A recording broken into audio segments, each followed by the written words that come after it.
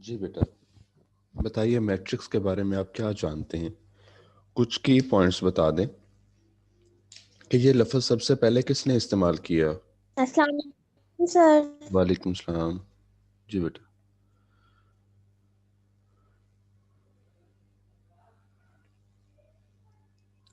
जी, जिन्होंने कल की वो लेक्चर वो सुना है वो बताइए जी मैट्रिक्स सर का सुने हैं।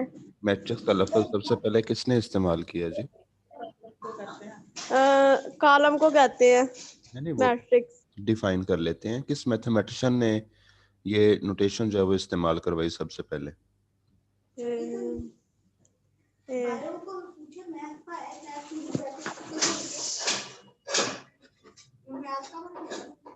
जेम्स सर ने। जेम्स सर ने। जी, जेम्स सर्विस। जेम्स। सर्विस। याद रखिए, जेम्स सिल्वेस्टर ने सबसे पहले ये जो नोटेशन है वो इस्तेमाल करवाई। उसके बाद जो है वो कुछ चाइनीज़ और जापानीज़ मैथमेटिशियंस थे, जिसमें सर फहरिस्त जो है वो लेबनिज़ हैं। जर्मन मैथमेटिशियन थे लेबनिज़। इन्हें क्रेडिट जाता है डिटर्मिनेंट्स की इन्वेंशंस के बारे में। तो वो अभी डिटर्मिनेंट्स पे बाद में बात करेंगे, अभी हम मैट्रिक्स पे रहते हैं। तो जल्दी से कुछ बच्चे बता दें जी, मैट्रिक्स की डेफिनेशन कैसे करेंगे वो? क्या मैं लिख दूं? Sir an order of column and row. ठीक है, a rectangular array of numbers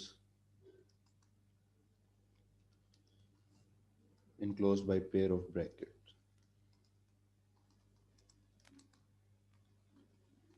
sir rectangular कैसे होगा ये? जी मैं बताता हूँ।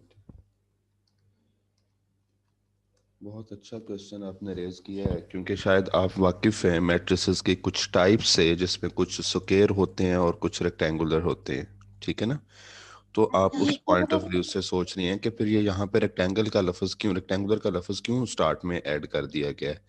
देखिए बेटे, मैं आपको भी ये बात समझाता हूँ कि देखिए, अगर ये ज़रूरी नहीं है ये लफ्ज़ लिखा जाए स्टेटमेंट में। अगर हम सिर्फ इतना लिख देते, arrangement of numbers enclose by pair of brackets, या हम ये कर देते कि arrangement of rose arrangement of numbers in the form of rose and columns represent a matrix, तो भी डेफिनेशन थी।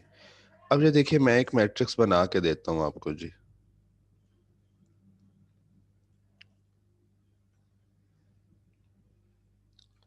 ये बताइए, अभी वैसे मैंने आगे आपको जो चीज़ें पढ़ानी थी स्क्वायर और रेक्टेंगुलर के बारे में, क्योंकि अब आप मेच्योर क्लास हो तो ऑलरेडी जानते हो, तो हम इसे बगैर डिस्कस किए ही उस पर बात कर सकते हैं, उसको रिटन फॉर्म में लाए बगैर ही उस पर बात कर सकते हैं। ये आपको कौन सा मैट्रिक्स लग रहा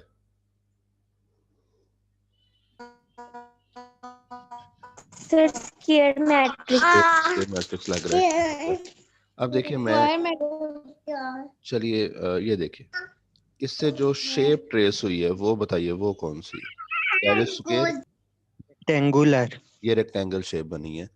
तो असल में वो जो टाइप है मैट्रिसेस की, कि जिसमें हम कहते हैं रोज और कॉलम्स की तादाद का बराबर होना या ना होना, उस बेस पे स्क्वायर और रेक्टेंगुलर मैट्रिसेस को सॉर्ट आउट करना, वो एक अलहदा बात है। जो एक सिंपल से व्यू में जो शेप मिलती है मैट्रिक्स की, वो हमारा एक्चुअली स्टाइल ऐसा बन जाता है लिखने का कि हमारा गैप बिटवीन टू कॉलम्स कम होता है as compare to gap between two rows. इस वजह से आमतौर पर जो शेप हासिल होती है मैट्रिसेस की, वो रेक्टेंगल शेप फॉर्म करते हैं। सो हम ये लफ्ज़ यूज़ करते हैं कि रेक्टेंगल शेप में नंबर्स को अरेंज करना, तरतीब देना और उन्हें बंद करना ब्रैकेट्स के एक पेयर से, मैट्रिक्स कहलाता है। ठीक है जी, ये टर्म क्लियर होगी आपको? Yes sir. Horizontal rows of numbers जो हैं, हॉरिजॉन्टल रोज ऑफ नंबर्स जो हैं, these are called rows, and the vertical lines of numbers are called columns. ये हॉरिजॉन्टल डायरेक्शन है, ये रोज है हमारी। और इसके साथ अगर हम ये देखें, ये वर्टिकल डायरेक्शन में जो नंबर्स हैं ये हमारे कॉलम्स हैं। और जो चीज़ें मैट्रिक्स में मौजूद हैं, मैट्रिक्स के अंदर ये जिन्हें हम कह रहे हैं मौजूद हैं रोज और कॉलम्स पे, जो ऑब्जेक्ट्स हैं हमारे, इन्हें बेटा हम एलिमेंट्स कहते हैं, मेंबर्स कह सकते हैं या एंट्रीज कह सकते हैं। ठीक ठीक है, यहाँ भी इस बात का ख्याल रखा जाएगा सेट की तरह, कि जैसे सेट के अंदर एलिमेंट स्मॉल लेटर में लिखते थे और सेट को नेम्स कैपिटल लेटर से देते थे, तो मैट्रिक्स के अंदर अगर हमें कभी इंग्लिश अल्फ़ाबेट्स को इन्वॉल्व करना पड़े तो उन्हें स्मॉल लेटर्स के साथ लिखा जाता है, और नेम देना हो मैट्रिक्स को तो उसके लिए कैपिटल लेटर्स का इस्तेमाल किया जाता है। ठीक है, जी Yes. सर। अब मैं आपको एक और चीज़ समझाना चाहता हूँ आपके क्लास के लेवल के मुताबिक अगर देखा जाए, ये मैं मिटा रहा हूँ, तो बहुत ज़रूरी है उसे समझना। एक बड़ा सारा मैट्रिक्स मैं आपके सामने बनाना जा रहा हूँ, तो इसके लिए क्या करते हैं जी, फ्री हैंड से बनाना पड़ेगा।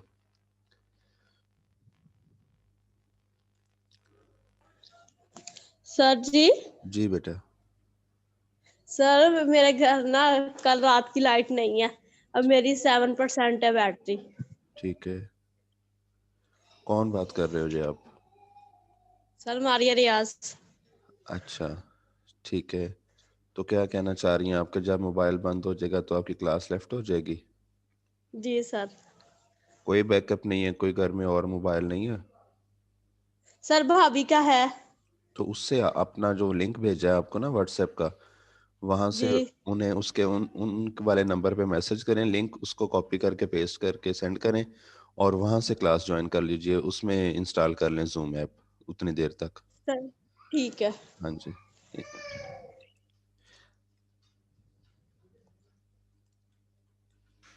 ये देखिए मैं मैट्रिक्स बना रहा हूँ बच्चों सामने एक, इस पे हमने बात करनी है, और आप लोगों ने क्या करना है, पहले मुझे इसका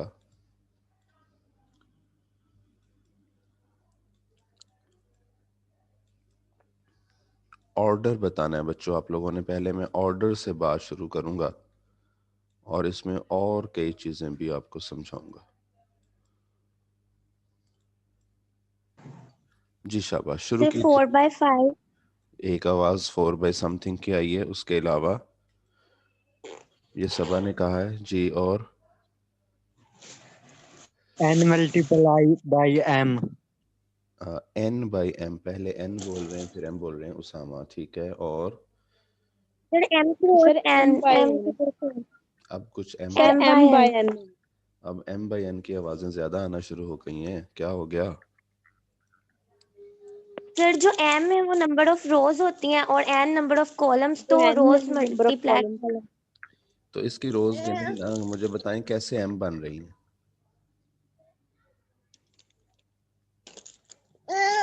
सर इसकी रोज से है एक दो फाइव पाँच, बाय एन पाँच है बनेगी। सर। जी सर शाबाश। 5/n बनेगी। अब 5/n पे आगे रोज मतलब 5 कर दिए आप लोगों ने, 1 2 3 4 5। अच्छा मैं समझ गया आप लोग कैसे गिन रहे हो। चलें रुकिए जी, मैं आपको ना गिनना सिखाता हूँ अभी। नहीं सर 5 नहीं आएगी क्योंकि इसके अंदर भी तो है सब ना, आपने डॉट्स लगाए हैं। ये देखें, कोई बात नहीं, हमने समझना है ना, तो ये देखें हम गिनना सीखने लगे हैं।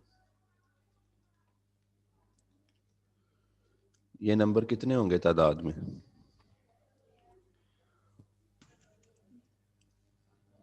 जी बेटा, ये नंबर 20 20 होंगे, ठीक है। अब अगर आप 20। उसी स्टाइल से गिनते जैसे कुछ बच्चों ने गिना है पहले, तो ये 1 ये 2 ये 3 ये 4 और दरमियान वाले कुछ डॉट भी गिनते तो शायद इसे 20 ना कहते। चलें अब बताइए कितने हैं?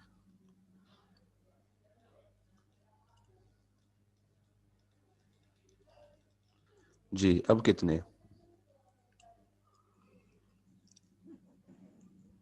आखिर पे कुछ नहीं लिखा मैंने।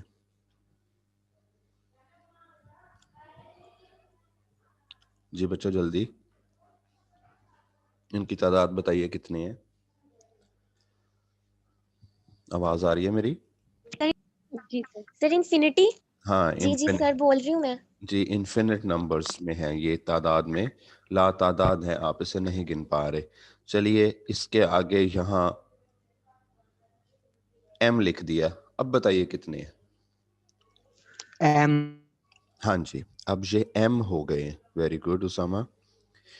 m की वैल्यू का नहीं पता कितनी है, जितनी m की वैल्यू होगी ये उतने हो जाया करेंगे। अगर m की वैल्यू 20 है तो ये 20 होंगे, अगर m की वैल्यू 30 है तो ये 30 हो जाएंगे, m की वैल्यू 100 होगी तो ये नंबर 100 हो जाएंगे।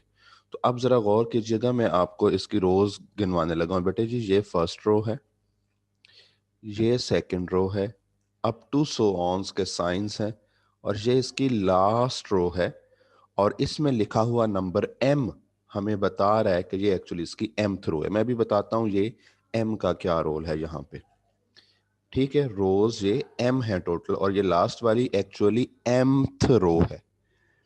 अब मैं इसके कॉलम्स गिनवाता हूँ जी आपको। ये इसका फर्स्ट कॉलम है, ये सेकंड कॉलम है, ये थर्ड कॉलम है, and up to so on ये इसका लास्ट यानी कि nth कॉलम है। ये नंबर n की वजह से हम ये समझ पाए कि ये कॉलम्स कितने हैं। तो यूं अगर यहाँ मैं, क्योंकि मैट्रिक्स के साथ उसका ऑर्डर यहाँ इस जगह पे लिखा जाता है, जिसमें हमेशा रोज की तादाद पहले लिखी जाती है और कॉलम्स की तादाद उस क्रॉस के साइन के आगे लिखी जाती है, तो इससे समझ आया कि ये एक m बाई n ऑर्डर का मैट्रिक्स है। मीन इसमें रोज की तादाद m है और कॉलम्स की तादाद n है। अब यहाँ पे एक बात ये सुन लीजिए, अगर आपको डेफिनेशन पूछी जाए कि what is order of a matrix, तो याद रखिए बेटा, यहाँ पे आप बच्चे क्या करते हैं, वो कहते हैं जी let a matrix having 3 rows and 4 columns and order of the matrix is 3/4। तो बेटा ये डेफिनेशन नहीं है, ये तो एग्जांपल है। जब आपने उसका ऑर्डर बताना है तो आप उसको नंबर के साथ बात नहीं कर सकते, आपको उसे जनरल रखना होगा। ठीक है, बात समझ आ रही है आपको? तो अगर हम कह रहे हैं जी सर। कि अगर हम ये बात यूं कहें कि let a matrix having m rows, के एक मैट्रिक्स की रोज जो है वो m है एंड n कॉलम्स, और उसके कॉलम्स n है, then order of that matrix will be m by n। और फिर नीचे एग्जांपल लिख कोई बना के उसमें बता दें ये देखिए इतनी रोज हैं इतने कॉलम्स हैं, तो फिर हमारा मकसद पूरा होगा उस डेफिनेशन को डिस्कस करने का। तो अब आप लोगों को ये स्टाइल समझ में आ गया है। ये मैट्रिक्स बनाना जरूरी नहीं है आपको ऑर्डर के लिए, ये तो वैसे आपको समझा दिया। बच्चे कहते हैं जी आप जो लिख देते हैं डेफिनेशन में कि जी एक मैट्रिक्स जिसकी m रोज हैं और n कॉलम्स हैं, तो हमें कभी वो मैट्रिक्स दिखाएं भी तो वो मैंने इसलिए आप लोगों को दिखाया है। अभी भी मैंने इसे ज्यादा डिटेल में नहीं आपके सामने रखा, दरमियान में इसके ith रो और jth कॉलम भी ऐड किया जा सकता था, लेकिन वो जरूरत पड़ने पे आपको अगली किसी टर्म के साथ सिखा देंगे। अगर इतना क्लियर हो गया है तो अब इसके बाद मैं बात करता हूं आप लोगों के साथ कि ये 111213 ये नंबर्स क्यों लिखे हुए हैं साथ, इनका क्या रोल है, इसको जरा समझ लीजिए बेटा। ये नंबर्स एक्चुअली एलिमेंट की पोजीशन बताने के लिए आते हैं। देखिए इस पूरे टॉपिक में अब आपको ये पता चल गया कि m हमेशा टोटल नंबर ऑफ रोज को रिप्रेजेंट करेगा, और n जो है वो टोटल नंबर ऑफ कॉलम्स को रिप्रेजेंट करेगा। अगर किसी क्वेश्चन में आपको पता चलता है कि m की वैल्यू 5 है, तो आपके जहन में फौरन क्या आएगा कि कोई, रोज। हाँ, कि कोई ऐसा मैट्रिक्स अंडर डिस्कशन है जिसकी रोज 5 है। ठीक हो गया ना? अब आपको ये क्लियर हो गया यहां से कि पहले रोज और फिर कॉलम्स। तो इसी तरह यहां पे एक और चीज आपको समझाता हूं। मैं आपको इस बड़े सारे मैट्रिक्स को उसकी एब्रीविएटेड फॉर्म में लिखना सिखाना चाह रहा हूं, तो वो एब्रीविएटेड फॉर्म में यहाँ लिख देता हूँ। उसके लिए मुझे एक ऐसा एलिमेंट चाहिए होगा जो इन तमाम एलिमेंट्स को रिप्रेजेंट कर सके, तो वो मैंने लिया है AIJ।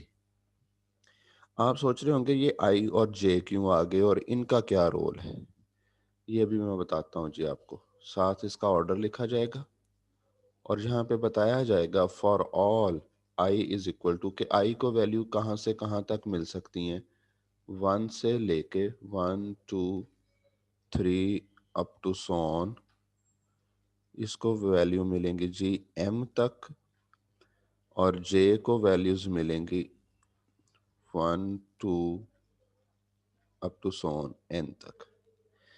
बेटा एम और एन के होते हुए आई और जे की जरूरत क्यों पड़ी? देखिए आई का ताल्लुक बन एम से रहा है, लेकिन दोनों का रोल थोड़ा सा डिफरेंट भी है। इनमें कॉमन बात यह है कि दोनों रोज से रिलेशन रखते हैं। लेकिन आई की वैल्यू आपको ये बताएगी कि एलिमेंट, एक सिंगल एलिमेंट कौन सी रो में है या कौन सी रो अंडर डिस्कशन है। जैसे मैं कहता हूँ आई की वैल्यू 2 है और जे की वैल्यू 3 है, तो एलिमेंट बन गया A2 3। इट मींस ये वाला एलिमेंट है। यहाँ देखिए रो नंबर सेकंड में पड़ा हुआ है और कॉलम नंबर थर्ड में पड़ा हुआ है।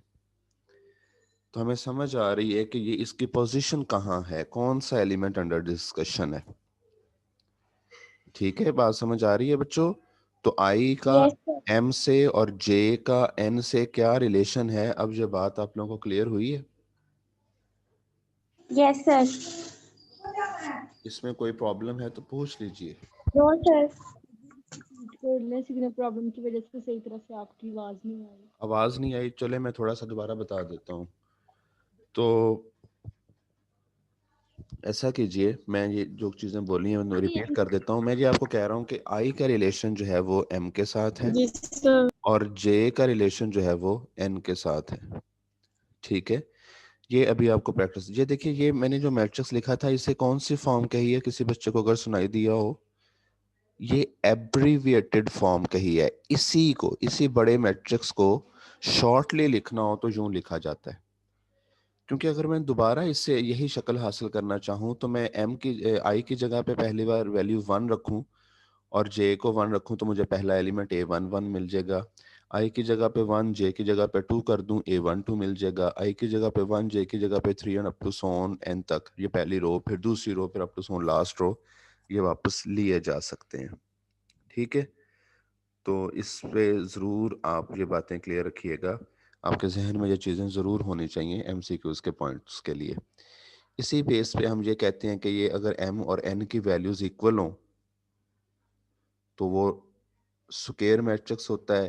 अगर m की वैल्यू n के इक्वल ना हो तो वो रेक्टेंगुलर मैट्रिक्स होता है। ठीक है, अब यहाँ यस पे सर। आपको ऑर्डर की समझ आ गई, रोज क्या होती हैं उसका पता चल गया। अच्छा, एक बात और याद रखिए बेटा, रो मैट्रिक्स कौन सा मैट्रिक्स होता है? आप लोग अभी भी कह रहे थे कि आपको समझ आई है उस वीडियो से, तो बताइएगा जरा रो मैट्रिक्स। सर ऐसा मैट्रिक्स जिसमें सिर्फ एक रो जिसमें हो। एक रो होती वेरी है। गुड, बहुत आसान सी डेफिनेशन है। A matrix having only one row, it means उसमें m की वैल्यू 1 होगी। 1 होगी। Yes sir. n को वैल्यू जितनी मर्जी मिल जाए, उसका ऑर्डर 1/समथिंग रहेगा, 1/2, 1/3, 1/4 अप टू सो ऑन, 1/1 भी इवन हो सकता है। इसका दूसरा नाम याद रखिए जो MCQs के लिए बच्चे भूल जाते हैं बेटा, इसे रो वेक्टर भी कहते हैं। रो वेक्टर, रो मैट्रिक्स को रो वेक्टर भी कहते हैं। इसी तरह से कॉलम मैट्रिक्स को कॉलम वेक्टर भी कहते हैं। तो ये बात भी याद रखिएगा। अब मेरा ख्याल है कॉलम के लिए बोलने की जरूरत नहीं, उसमें एक सिंगल कॉलम होता है, उसमें n की वैल्यू 1 होती है जी। ठीक है, ये बातें समझ में आ गई हैं? जी सर, आ गई। अच्छा जी, अब मुझे ये बताइए कि उस वीडियो में क्या आपने डायगोनल मैट्रिक्स, मेन डायगोनल, ऐसी कोई डिस्कशन थी उसमें कि नहीं? Yes sir. जी सर, थी। उसकी कुछ समझ सेकंड आई है? लास्ट पेज उसकी समझ आई है आपको यस सर आ गई। कि कोई जी पेचीदगी सर, है, आ गई। उसमें कोई बात करना चाहते हैं? नो सर क्लियर है, आप पूछ लें तो आप में से कोई ताकि मुझे, मजीद क्लियर हो जाए। हाँ जी, आप मुझे बताइए कि डायगोनल मैट्रिक्स और स्केलर मैट्रिक्स में क्या रिलेशन होता है? सर रिलेशन, हम्म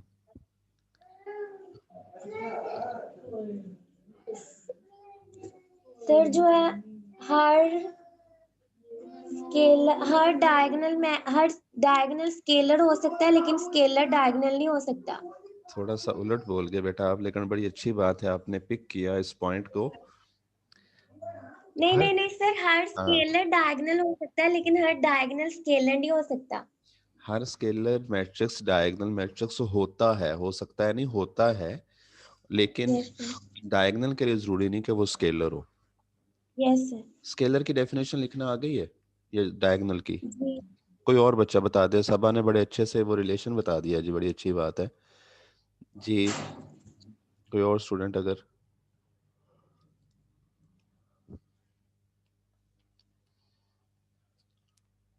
रिहाना? जी सर जी, आपने कौन सा क्वेश्चन पूछा है? सबा से दोबारा से बताइए मैंने दफा। वो तो हो गया ना, मैं अब आपसे पूछ रहा हूँ कि स्केलर मैट्रिक्स या डायगोनल मैट्रिक्स को डिफाइन कर दें। जी सर। कर सर लो। जो डायगोनल मैट्रिक्स होता है हाँ जी। सर, वो स्केलर नहीं हो सकता, और जो स्केलर मैट्रिक्स होता है वो डायगोनल हो सकता है, हर वो ये होता है। ये तो हो गई बात। डिफाइन कर दें, अब डेफिनेशन दे दें। ये तो रिलेशन था ना, ये तो पता चल गया। डिफाइन कर दें अब। कोई और हेल्प कर दे रिहाना को। कायनात आप बता दें।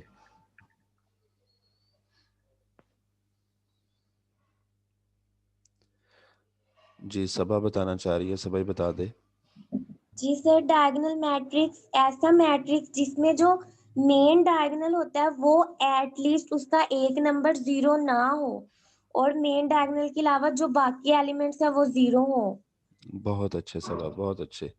आपने और सर वाकई मेन डायगोनल समझ के आ रही बारे है में, कि आपने सुना है, आपने सारा वो लेक्चर सुना है, बड़ी अच्छी बात है जी। जी क्या सर। बोल रही और क्या बोल रही? सर पहले जो डायगोनल है ना वो भी दो टाइप्स के थे, प्राइमरी और सेकेंडरी। तो हम्म। सर हम्म। जो मेन डायगोनल में ये बताना चाह रही हूँ कि जो प्राइमरी डायगोनल होगा वो above left corner to upper left जो corner to lower right corner होगा। राइट कॉर्नर तक होगा, राइट कॉर्नर, वेरी गुड, और ठीक और जो सेकेंडरी स्केलर वो above right right corner corner से टू लेफ्ट कॉर्नर तक होगा। है। अच्छा शाबाश, लेफ्ट। ठीक है ठीक है, बड़ी अच्छी बात है जी। बच्चों ने काम किया है जी। खुश हूँ मैं इस बात पे आपकी। आप लोगों ने मेहनत शुरू कर दी है। अच्छा सबा बेटे, ये ठीक हो गया सब कुछ, आपका कॉन्सेप्ट क्लियर हो गया। अगर आपको डायगोनल मैट्रिक्स को डिफाइन करना पड़ जाए तो आप कैसे करेंगे? थ्योरी के साथ या मैथमेटिकल शेप में? कैसे बताएंगे आप? सर एक मिनट बताती हूँ थोड़ी में।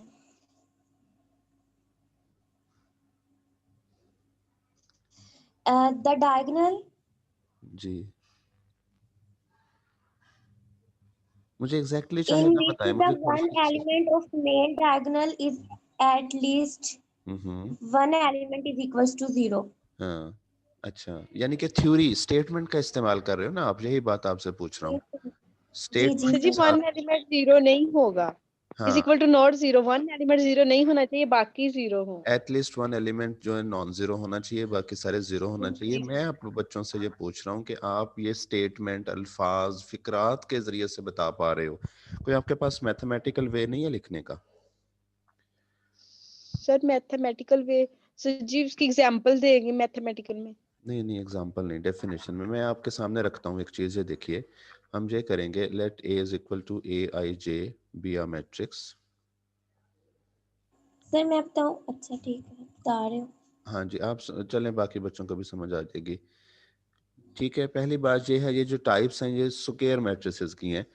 तो ये जो मैं लिखूंगा, let A is equal to A I J be a square matrix. अब उसका ऑर्डर एन रख लें, एम रख लें, mean M by N by N what. चलें जी, मैं एम बाई एम रख लेता हूँ। Then A is said to be diagonal if at least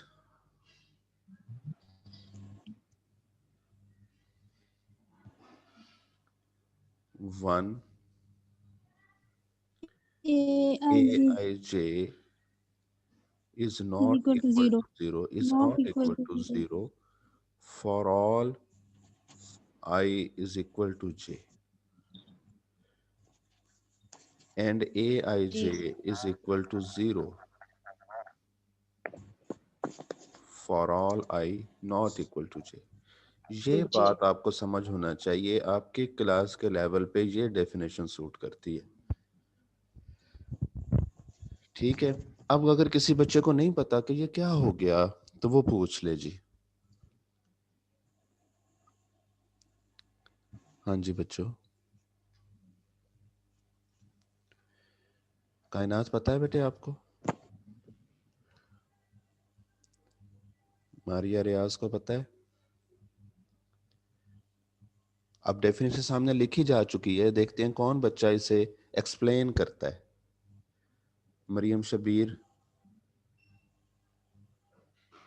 Usama, मैंने तकरीबन सबके नेम ले दिए जो जी सर। थे क्लास में, तो कोई बताए सबा के अलावा। सर जी मैं बताऊं? रिहाना चले बोले। जी सर। सर इसमें आपने बताया कि sir at least only one a i और j is equal to not zero, मतलब कि एक जो है ना वो एक एलिमेंट जीरो नहीं होना चाहिए इसमें। कहाँ ठीक का? है, बाकी ए आई और जे एक दूसरे के इक्वल हों, सारे रोज और कॉलम इक्वल हों। आई और जे के इक्वल होने का मतलब रोज और कॉलम्स का इक्वल होना है। सर नहीं, ऐसे तो फिर एक तो है ही नहीं, वो जीरो है। ऐसे तो नहीं होगा, रो और कॉलम इक्वल तो नहीं होंगे इसमें। अच्छा फिर मैं बताती हूँ, एक मिनट में बताती हूँ। ए और आई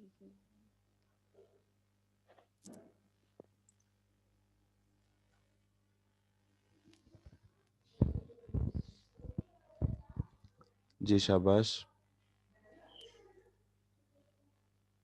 मैं बता दूं फिर टाइम नहीं हम इस काम पे लगाते सर और आप भी। बताइए। हाँ मेरे से सुन लीजिए। देखिए बेटा, जब हम बात करते हैं आई इज इक्वल टू जे के, तो ये हम अपनी एक खास पोजीशन डिस्कस करना चाह रहे हैं। मैं एक छोटा सा ऑर्डर सामने रख लेता हूँ, A11, A12, A13, A21, A22, A23,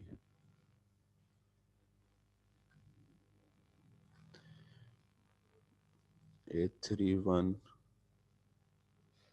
A32, A33। ये आपके सामने एक स्क्वायर मैट्रिक्स ऑफ ऑर्डर 3 रखा है मैंने। अब ये जो पोजीशन है ना, जिसे हम कहते हैं मेन डायगोनल, जैसे बच्चे आप लोग कह रहे थे the position of the elements from upper left corner to lower right corner, इसकी खासियत ये है कि इस पे आई और जे हमेशा बराबर होते हैं। एलिमेंट जिस रो में हो उसी कॉलम में होता है। First row first column, second row second column, third row third column. I और जे की वैल्यूज के इक्वल होने का इशारा क्या है कि हमारी पोजीशन है मेन डायगोनल है। तो यहाँ जब हम कहते हैं ना आई इज इक्वल टू जे, तो इसका मतलब है मेन डायगोनल का कम से कम एक एलिमेंट जीरो नहीं होना चाहिए, एटलीस्ट वन। इसमें कम से कम एक नॉन जीरो हो। सर जी मैं यही बताने की कोशिश कर रही थी। जी जी ठीक है, मुझे पता है, लेकिन फिर प्रॉपर रोज और आपको कॉलम अल्फाज एक नहीं मिल रहे थे, कोई मसला नहीं, चलो। क्लियर हो गया। अच्छा और भी कुछ सुन लीजिए बेटा, ये जो मेन डायगोनल है इस पे तो आई और जे की वैल्यूज बराबर होती हैं। इससे ऊपर के लिए अगर कभी एलिमेंट्स को बोलना पड़े तो याद रखिए कि मेन डायगोनल के ऊपर जो है वो हमेशा आई की वैल्यू जे से छोटी होती है, आई इज लेस देन जे। और मेन डायगोनल से नीचे आई जो है वो जे से बड़ा होता है। बात समझ आ गई? जैसे नीचे 3 1 लिखा हुआ है, तो आई की वैल्यू क्या है 3 और जे की 1 है, तो 3 इज ग्रेटर देन 1।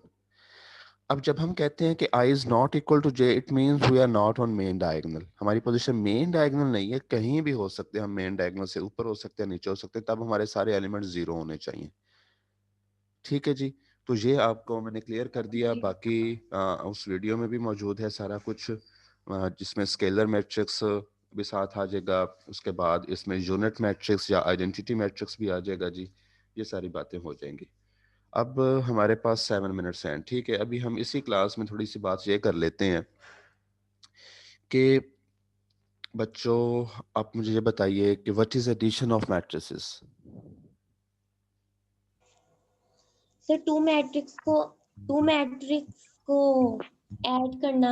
हाँ ये ऐड करना सिर्फ नहीं आता, पहले ये पता लगना चाहिए कि वो ऐड हो सकते हैं। वेरी गुड, जबरदस्त जी, बहुत अच्छे बहुत अच्छे।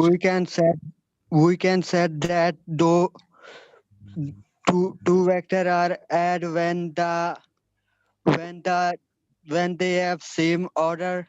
Very good, Usama. Two matrices A and B are said to be conformable for addition if they have same order. जरूरी बात ये है दो matrices के addition के लिए कि उनका order same होना चाहिए. जब order same हो जाएगा they are conformable for addition. और addition बहुत simple है. इसमें first में यानी कि corresponding entries को deal किया जाता है. पहले को पहले से, दूसरे को दूसरे से, इस तरीके से उन्हें add कर देते हैं. आप जल्दी से बता दें what is multiplication of matrices. If the matrix have same order and have same corresponding elements, then they are able to be multiplicative. No. नहीं. The matrix have same order and same corresponding elements. बेटे जी ये तो आप लोग मुझे जो बता रहे हो ये इक्वल मैट्रिक्स की डेफिनेशन बताई जा रहे हो. मैं पूछ रहा हूँ If what is multiplication of matrix. if row of first element is equal to the column of second element, then they said to be multiply. चले ये बात गौर से समझिएगा. इसमें से क्वेश्चन एमसीक्यू में जरूर आता है. लेट्स से मैट्रिक्स ए का ऑर्डर है 3/4 और मैट्रिक्स बी का ऑर्डर है 4/2. हम चेक करने जा रहे हैं क्या ए बी से मल्टीप्लाई हो सकता है कि नहीं. ख्याल रखना, इस स्केच को ज़हन में रखना. जब दो मैट्रिसेस के ऑर्डर आपको दिए जाएं आप उन्हें पास पास लिखिए और उनके दरमियान देखिए क्या ये दो एंट्रीज इक्वल रह रही हैं. अगर इनके दरमियान इक्वल का साइन होल्ड करे तो फिर वो मैट्रिसेस जो हैं वो मल्टीप्लिकेशन के लिए कंफर्म है. अब ये जो बाद वाला हिस्सा है, पहला लिखे हुए ऑर्डर के बाद वाला नंबर, ये किसको रिप्रेजेंट करेगा? उसके कॉलम्स की तादाद को. और दूसरे वाले मैट्रिक्स के ऑर्डर में शुरू वाला नंबर किसे रिप्रेजेंट करेगा? उसकी रोज की तादाद को. तो इस स्केच को जहन में रखिए ताकि आपको ये डेफिनेशन कभी भूले ना. तो यूं याद कीजिए कि two matrices are conformable for multiplication if number of columns of first, मैं इसको फर्स्ट कहूंगा, यहाँ मैंने नेम चाहे जो भी रखा है, क्योंकि अगर हमने ए और बी पे फिक्स कर दिए ना अल्फाज तो वो फिर दूसरी बार दोबारा बोलना पड़ेगा. जो पहले रख दिया है उसके कॉलम्स की तादाद इक्वल हो दूसरे वाले की रोज की तादाद के, तो वो कंफर्म है मल्टीप्लिकेशन के लिए. यहाँ पे एक बात बेटा जी और बता दूं. ये तो हो गया. अच्छा, इसी ऑर्डर पे बी ए पॉसिबल होगा? इन्हीं ऑर्डर्स पे बी है 4/2 का ना, ए है 3/4 का, क्या ज़रब हो जाएगी? No sir. ज़रब नहीं हो सकती. अगली बात पे आते हैं. जहां यहाँ तो ज़रब हो ही नहीं ना रही, जहां हो रही है. जहां ज़रब हो रही है वहां जो प्रोडक्ट आना है उसका ऑर्डर क्या होगा?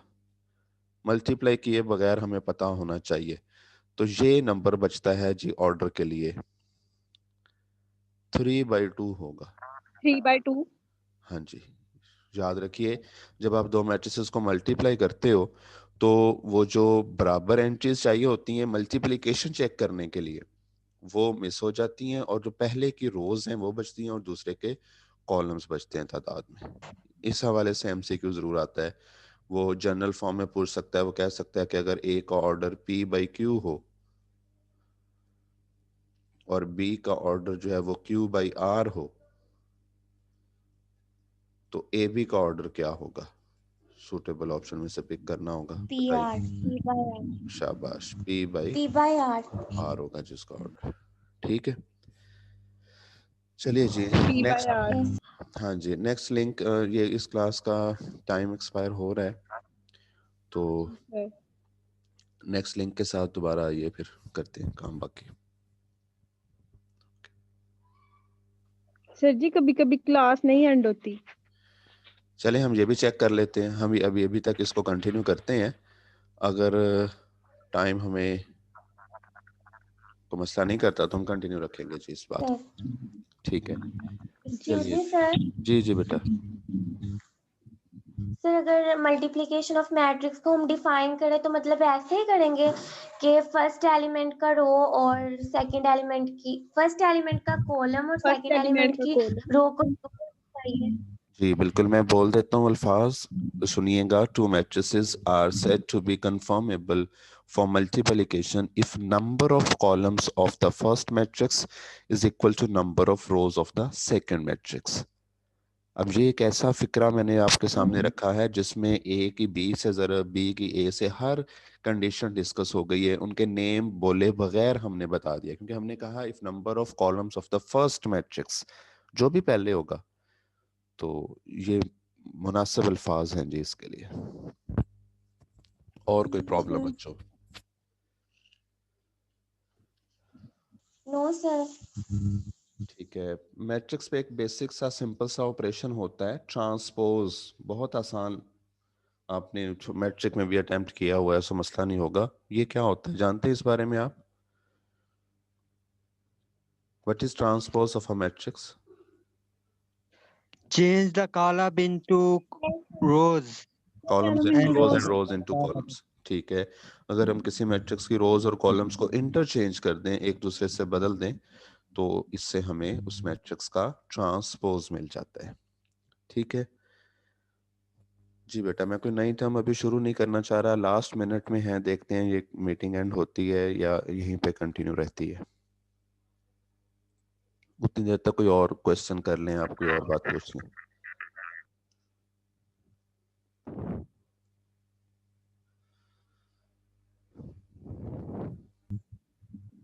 Sir identity matrix